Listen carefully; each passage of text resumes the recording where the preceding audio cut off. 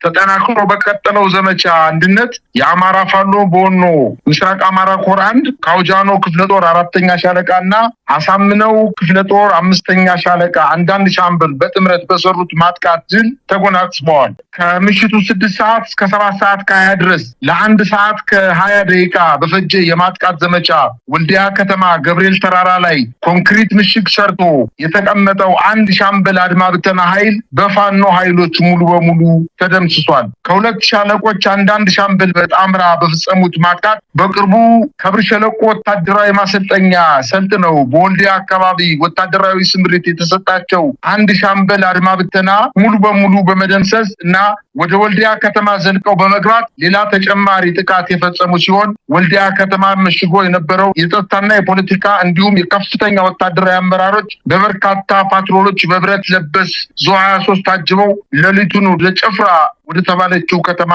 ሸሽተዋል ተብሏል። በተካሄደው ውጊያ ከ40 በላይ የአገዛዙ ጥምር ኃይል ሲደመሰስ ከ20 ያላነሰ ቆስለኛ ተደርጓል ብለዋል። ጨለማውን ተገን በማድረግ ገደል ገብቶ አድሮ ንጋት ተለቅሞ ለሕክምና ወልዲያ ሆስፒታል ገብቷል። በምርኮም የተገኘው አንድ ብሬን 25 ክላሽ ከ2000 በላይ የብሬን ጥይት ከ1500 በላይ የክላሽ ጥይት 56 የክላሽ ካዝና 20 ቦምብ 9 ሳምሰንግ የእጅ ስልክ በርካታ የወገን ትጥቅ ወታደራዊ ሻንጣ የዝናብ ልብስና ሚሊተሪ አልባሳትን አግኝተናል ሲሉ በውጊያው የተሳተፉ የፋኖ አመራሮች አያይዘው ገልጸዋል። ዛሬ ጠዋት የአማራ ፋኖ በጎጃም 25ኛ ቀኑን ባስቆጠረው ዘመቻ አንድነት በተፈራ ዳምጤ ክፍለ ጦር የምትገኘው መዝገቡ ዋለልኝ ብርጌድ ከጮቄ ተራራ በመነሳት ወደ ቢቡኝ ወረዳ ዋና ከተማ ድጓጽዮን ከተማ በመግባት ከባድ ጥቃት ፈጽመዋል። በተለይ ኩችትና ደብረ ዘይት ከሚባሉ ቀበሌዎች መካከል በምትገኝ ተራራማ ስፍራ ላይ መሽጎ በነበረው የአገዛዙ ጥምር ጦር ላይ ከባድ ወታደራዊና ቁሳዊ ጉዳት አድርሰዋል። በተደረገው ማጥቃት ከ50 በላይ የጥምር ጦሩ አባላት ሲገደሉ ቁጥሩ በውል ያልታወቀ ቁስለኛና ምርኮኛ ሆኗል ተብሏል። እንዲሁም አንድ ስናይፐር፣ አንድ ብሬን፣ አንድ ድሽቃን ጨምሮ ከ30 በላይ ክላሽና ብዛት ያለው ተተኳሽ ሊማረክ መቻሉን ለማወቅ ተችሏል። በተደረገው ከባድ ውጊያ የመዝገቡ ጮቄ ብርጌድ ከአጎራባች ከሰዴ ከርን ወረዳ በመምጣት እገዛ ሲያደርጉ ውለዋል ተብሏል። እንዲሁም በተጨማሪ በምዕራብ ጎጃም ከሰሞኑ ለተከታታይ ቀናት ውጊያ ሲደረግባቸው የሰነበተው ከቲሊሊ ሰከላ መስመር ሐሽፋ መገንጠያ ከተባለ አካባቢ ትናንትና ከሰዓት በኋላ በአገዛዙ ጦርና በፋኖ ኃይሎች መካከል ያለማቋረጥ ለ4 ሰዓታት ከባድ ውጊያ ተደርጓል። በተደረገው ውጊያም የፋኖ 5 ብርጌዶች ከአገዛዙ 23ኛ 73ኛና 75ኛ ክፍለ ጦሮች ጋር ከባድ ትንቅንቅ አድርገው በአብይ አህመድ ጦር ተይዘው የነበሩ 2 ከባባድ ምሽጎች ሙሉ በሙሉ ተቆጣጥረዋል። በውጊያው ከ80 በላይ የጦር አባላቱ ሲደመሰሱ 51 የቡድን እና የነፍስ ወከፍ የጦር መሳሪያ ጨምሮ በርካታ ተተኳሾች ለመማረክ ችለዋል። በተደረገው ውጊያ ተሸንፎ በሽሽት ላይ የነበረው የአገዛዙ ጦር እንደተለመደው 2 ሰላማዊ ወጣቶችን ረሽኗል ተብሏል። የዘመቻ አንድነት በጎጃም እንዲሁም ዛሬ በትናንትናው ዕለት 25ኛ ቀኑን ባስቆጠረው ተጋድሎ በመተከልና ጃዊ ቀጠና በተለይ ጫሪያ በርና ሙቀላ በተባለ አካባቢዎች ላይ 4ኛ ጃዊ ክፍለ ጦር ባደረገው የተቀናጀ ውጊያ በተጠቀሰው ቀበሌዎች በነበረው የጦር ካምፕ ላይ ከፍተኛ ወታደራዊ ጉዳት በማድረስ የጠላት ኃይል ሲጠቀምባቸው የነበሩ ወታደራዊ ፓትሮልና ሲኖትራክ መኪና አቃጥለዋል። ይህ በእንዲህ እንዳለ በኢትዮጵያና በሱዳን ድንበር ለቀናት በተደረገ ውጊያ ከፍተኛ ኪሳራ የደረሰበት የአብይ አህመድ ሰራዊት ሜካናይዝድ ኃይል ከተለያዩ የሀገሪቱ አካባቢዎች በማሰባሰብ ሌላ ዙር ጥቃት ለመክፈት እየተዘጋጀ መሆኑ ተገለጸ።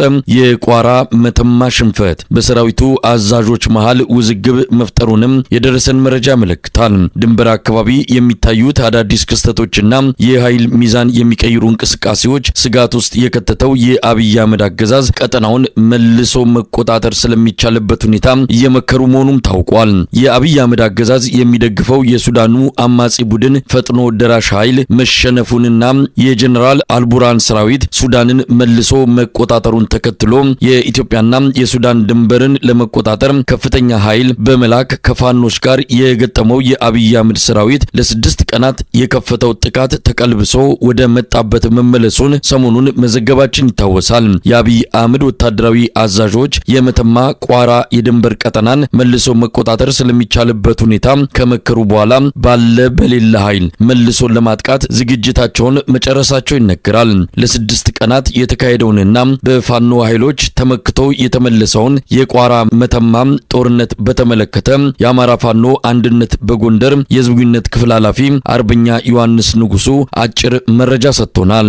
የተደረገው ውጊያ ከፍተኛ ድል የተጎናጸፍንበት ነው። በግንባሩ በቋራ ቀጠና በነገር ላይ በቀጠናው በሰኛ ቀን ያህል ውጊያዎች እየተደረጉ ነው የቆዩት። 6 ቀኑ ማጠቃለያ ውጊያ ግን እጅግ በጣም ውጤታማ የሆነ ከፍተኛ ውጤት የተመዘገበበትና ጠላት የተደመሰሰበት ቀጠናውን ነፃ ማውጣት የተቻለበት ድል ለመጎናጸፍ የቻልነው ቋራ ወረዳን ለመውረር ለ6ኛ ቀን ሙከራ ላይ የነበረውን የብርሃኑ ጁላ ወራሪ ኃይል ከፓዊ ተነቃንቆ ነው። በነገር ላይ ከፓዊ በመነቃነቅ በጥልቀት ለመግባት ሞክሮ ለመታደግ ሞክሮ መውጫ ያጣውን ኃይል ከሰሜን ምዕራብ አቅጣጫ ተንቀሳቅሶ ቋራ ወረዳ በሙር የመሸገው ጠላት በአማራ ፋኖ አንድነት በጎንደር መይሳው ካሳ 2ኛ ኮር ቋራው ሚድላ ክፍለ ጦር አጣናው ዋሲ ክፍለ ጦርና አድዋ ክፍለ ጦር ጥምረት ከንጋቱ 12 ሰዓት ጀምሮ በጀግናው የፋኖ ሰራዊታችን በእሳት ተገርፎ ክፉኛ ተደብድቦ ከ6 ሰዓታት ላስጨረሰን በኋላ ነው ከ130 በላይ ኃይል የተደመሰሰው ማለት ነው። በዚህ ኃይል የተደመሰው ኃይል ቁጥሩ ከዚህ በላይ እንደሚያሻቀው ይገመታል። በየቦታው ወደ ጫካው መልቀም ላይ ስላለን ይሄ ሪፖርት ከደረሰን ግን 130 ያህል የጠላት ኃይል ተደምሷል ማለት ነው። በሌላ በኩል 62 ቁስለኛ ሆኖ ከጥቅምቸው ነው ሲሆን 51 የጠላት ኃይል በእጅ የተማረከና በቁጥጥራችን ስር ይገኛል ማለት ነው። ነፍስ ወከፍ የጦር መሳሪያ ከ130 በላይ እንዲሁም ከ142 በላይ አጠቃላይ 10,000 በላይ የብሬን ጥይት 5,000 በላይ እንደዚህ ነፍስ ወከፍ ጥይቶችን የማረክንበት ሲሆን 2 ረጅም ርቀት ወታደራዊ መገናኛ ሬዲዮን ቁጥሩ የክላሽ ካዝናዎችን ማርከናል። ይህ በአጋሞሃ ውጊያ ጠላት የተማረከው ነው። ልዩ ቦታው በአጋሞሃ የተሰኘ ቦታ ላይ ነው። ከሞት አምልጦ የሸሸው የጠላት ኃይል በሙር ሲደርስ 2ኛ ኮር አህዶች በድጋሚ ተቀጥቅጦ ተመቶ በርካታ ሙትና ጠባቂ ሸሽቶ ወጥቷል። ውጊያ የተደረገባቸው የቋራ ቀጠናዎች ከጠላት ጋር በወገን እጅ ይገኛሉ። በሌላ በኩል በምዕራብ በለሳ ባርጃ በተሰኘ ልዩ ቦታ የአማራ ፋኖ አንድነት በጎንደር የመልቀቅ ክፍለ ጦርና ሌሎች ብርጌዶችና ሻለቆች በጥምረት ባደረጉት አውደ ውጊያ ከ90 በላይ ጠላት የተደመሰሰ መሆኑ ተረጋግጧል። ለጊዜው ቁጥሩ በውል ያልታወቀ ደግሞ የአብይ አህመድ ኃይል ቁስለኛ ማለት ነው። በዋጃ ግንባር ከወራሪው ኃይል ጋር ተሰልፎ የነበረ አንድ ወታደር ምስላትን በመሆን በማጋየት ለወገን ተቆርቋሪነቱን አረጋግጦ በጀግንነት ተሰውቷል። በሰሜን ጎንደር ዛሪማ ከተማ አቅራቢያ መናፈሻ የተሰኘ ጠላት ካምፕ ከንጋቱ 12 ሰዓት የጀመረው ማጥቃት የመናፈሻ ቀጠናዎችን በመሸጋገር ዛሪማ የተሰኘ ከተማ በመቆጣጠር የመሸገውን ጠላትን ክፉኛ ጉዳት ሲያውሏል። 37 ሙት እና 20 የቆሰለ መሆኑ ተረጋግጧል። አብይ አህመድ አገዛዝ በኦሮሚያ ክልል የተለያዩ እቅዶችን ተግባራዊ ለማድረግ ዝግጅት ላይ መሆኑ ተገለጸ። አደገኛና ህዝብን ለእልቂት የሚዳርጉ ናቸው የተባሉ እቅዶችን በተመለከተ የኦሮሞ ነጻነት ሰራዊት ኦላ መግለጫ አውጥቷል። 4 ፕሮጀክቶችን በሚቀጥሉት ጊዜያት በኦሮሚያ ክልል ተፈጻሚ እንዲሆኑ በአብይ አህመድ አገዛዝ በኩል እየተደረገ ያለውን ዝግጅት ህብረተሰቡ አውቆ ጥንቃቄ እንዲያደርግና እንዲያከሽፋቸው ነው ኦላ በመግለጫው ያሳሰበው። 4ቱ ፕሮጀክቶች በዋነኝነት የኦሮሞንና የአማራውን ማህበረሰብ ወደ ለየለት የእርስ በርስ ግጭት ውስጥ የሚከት እንደሆነና ሁለቱ ህዝቦች ከወዲሁ ከማንኛውም አይነት ግጭት ቀስቃሽ አጀንዳዎች ራሳቸውን እንዲያርቁ የኦሮሞ ነጻነት ሰራዊት ጥሪ አድርጓል። አብይ አህመድ በኦሮሚያ ክልል የተንሰራፋውን የሰላማዊ ዜጎች እገታና አንድን ማህበረሰብ ኢላማ አድርጎ የሚፈጽመውን ግድያና ማፈናቀል አጠናክሮ ማካሄድ የመጀመሪያ ዕቅድ እንደሆነ የገለጸው የኦሮሞ ነጻነት ሰራዊት ሰሞኑን በሆሮ ጉድሩ የተፈጸመውና ዛሬም ድረስ የቀጠለው የንጹሃን ግድያ የዚሁ አዲስ ዕቅድ አካል መሆኑን አስታውቀዋል። እስከ ባንክ አመራር ድረስ መስመሩ የተዘረጋውና ከፍተኛ ገንዘብ የሚጠየቅበት የእገታና አፈና ተግባር በሚቀጥሉት ጊዜያት በመጠንም በቦታ ስፋትም የሚጨምር በመሆኑ ህዝቡ አስፈላጊውን ጥንቃቄ እንዲያደርግ በኦሮሞ ነጻነት ሰራዊት በኩል መልእክት ተላልፏል። ከአማራ ክልል ታጣቂዎች ጋር በማገናኘት በወለጋ የፋኖ ኃይሎችን በኦሮሞ ህዝብ ላይ ጭፍጨፋ እየፈጸመ ነው በሚል በአገዛዙ አማካኝነት መጠነ ሰፊ የእልቂት ፕሮጀክት መቅረጹንና ተግባራዊ እየተደረገ መሆኑን ተመላክቷል። ሁለተኛው የአብይ አህመድ ፕሮጀክት የስርዓቱ ደጋፊ የሆኑ የአማራ ተወላጆችን በማደራጀት ወለጋን እንደ ወልቃይት ሁሉ የአማራ ነው የሚል በሕግ ሽፋን ጥያቄ እንዲያነሱና የተደራጁ የአገዛዙ ታጣቂዎች ይህን ጥያቄ በኃይል ለማስፈጸም እንዲንቀሳቀሱ ማድረግ ነው። እስካሁን በሁለቱ ማህበረሰቦች መሃል በአገዛዙ የተቀመረው የእልቂት ሴራ የሚፈልገውን ውጤት ማምጣት አልቻለም የሚል ግምገማ ያደረገው የአብይ አህመድ አገዛዝ ወለጋን ወደ አማራ ክልል ማጠቃለል ይገባል የሚል ከአማራ በኩል በኃይል ጭምር የተቀላቀለበት እንቅስቃሴ እንዲደረግ መታቀዱን ነው የኦሮሞ ነጻነት ሰራዊት አገኘሁት ባለው የደህንነት መረጃ መስፈርት ይፋ ያደረገው። በሶስተኛ ደረጃ ፕሮጀክት ተቀርጾ የአብይ አህመድን አገዛዝ በኦሮሚያ ክልል ለማጠናከር የታቀደው የቄሮ ኮንፈረንስ በማዘጋጀት ሲሆን ለዚህም በሀገር ውስጥና በውጭ ሀገራት የሚገኙ የስርዓቱ ደጋፊ የኦሮሞ ተወላጆች በዋናነትም ወጣቶች የሚሳተፉበት ትልቅ ኮንፈረንስ በአዲስ አበባ እንዲዘጋጅ ታቅዷል። የቄሮን ንቅናቄ ደግሞ በማፋፋም የአብይ አህመድን አገዛዝ በኦሮሚያ ክልል ተቀባይነት እንዲያገኝ የሚያስችል የቄሮ ኮንፈረንስ በቅርቡ እንደሚካሄድና ለዚህም ዝግጅት እየተደረገ መሆኑን የኦሮሞ ነጻነት ሰራዊት ኦላ ባወጣው ልዩ መግለጫ ላይ አመላክቷል። ይህ እቅድ የኦሮሞን ሕዝብ በይበልጥ እንዲከፋፈል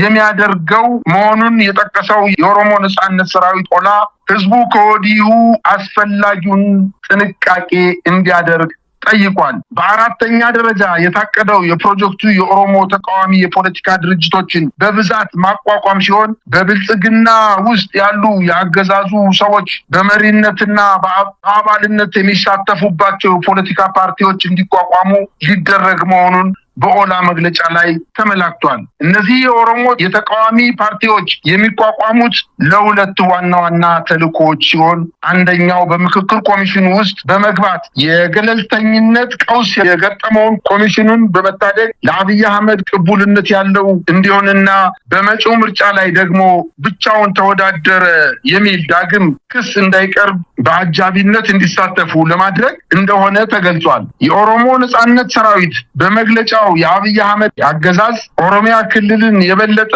የቀውስና የትርምስ ቀጠና ለማድረግ እቅዶችን ነድፎ እየተንቀሳቀሰ በመሆኑ በተለይ የኦሮሞና የአማራ ማህበረሰቦች ከፍተኛ ጥንቃቄ በማድረግ የአገዛዙን ሴራዎች ማክሸፍ እንደሚኖርባቸው በማሳሰብ ጥሪ አድርጓል።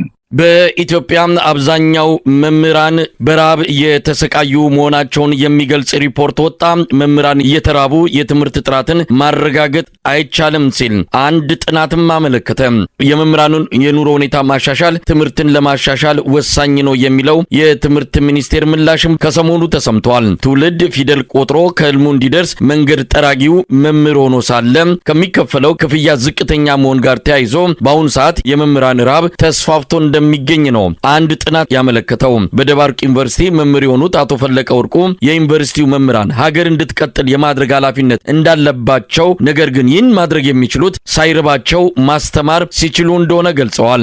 የዩኒቨርሲቲ መምህራን እየተራቡ ሀገርን አያስቡም ያሉት መምህሩ አሁን ለመምህራን እየተከፈለ ያለው ክፍያ ከአንድ የባንክ ቤት የጥበቃ ሰራተኛ ያነሰ ነው ሲሉ ተናግረዋል። በዚህ ምክንያት መምህራን ሙያቸውን እየለቀቁ ወደ ሌላ ስራ እየገቡ ሲሆን መምህር ኑሮ አይደለም እየኖረ ያለው ከኑሮ በታች ነው ሲሉም ምሬታቸውን ገልጸዋል። የመምህሩ ኑሮ በቃል የሚገለጽ አይደለም። ከሚያስተምረው የሚማረው ተማሪ የተሻለ ለብሶ የተሻለ ኑሮ እየኖረ በሁሉ ነገር ዝቅ ያለው መምህሩ ተማሪ ፊት ቆሞ ለማስተማር ሞራል ሊኖረው አይችሉም ሲሉ ጥናቱን መነሻ ያደረጉት መምህራን በመግለጽ ላይ ናቸው።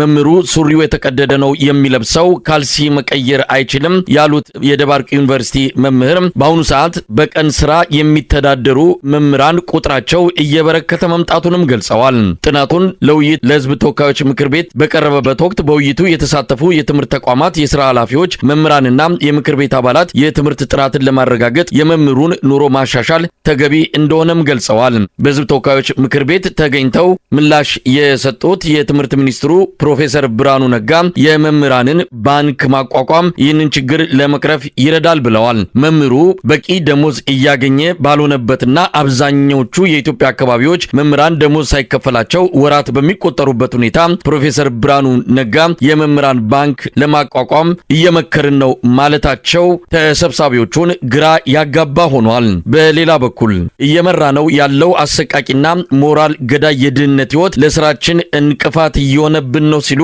የጤና ባለሙያዎች መግለጻቸውን መሰረት ሚዲያ ዘገበ። በ30 ቀናት ምላሽ ካላገኙ እስከ ስራ ማቆም አድማ የሚደርስ እርምጃ እንደሚወስዱ ማስታውቋል። ለብዙ ዓመታት ተምረንና ዋጋ ከፍለን ህዝባችንን በማገልገል ላይ የምንገኝ ቢሆንም እየመራ ነው ያለው አሰቃቂና ሞራል ገዳይ የድህነት ህይወት ለስራችን እንቅፋት እየሆነብን ነው በማለት በኢትዮጵያ የሚገኙ የጤና ባለሙያዎች ባወጡት የአቋም መግለጫ ማስታወቃቸው ነው ከመሰረት ሚዲያ ዘገባ መረዳት የተቻለው። የጤና ሚኒስቴር ጉዳዩን ጆሮ ዳባ ልበስ ማለቱን የተቹት የጤና ባለሙያዎቹ ሚኒስቴር መስሪያ ቤቱ አሁንም በግልጽ የሚታየውን አሰቃቂ የተባለውንና ከየትኛውም የዓለም ክፍል የጤና ባለሙያ የወረደ ኑሮ እንድንመራ የተደረገበትን ሁኔታ በድጋሚ ትኩረት ሰጥቶ እንዲመለከት እንጠይቃለን።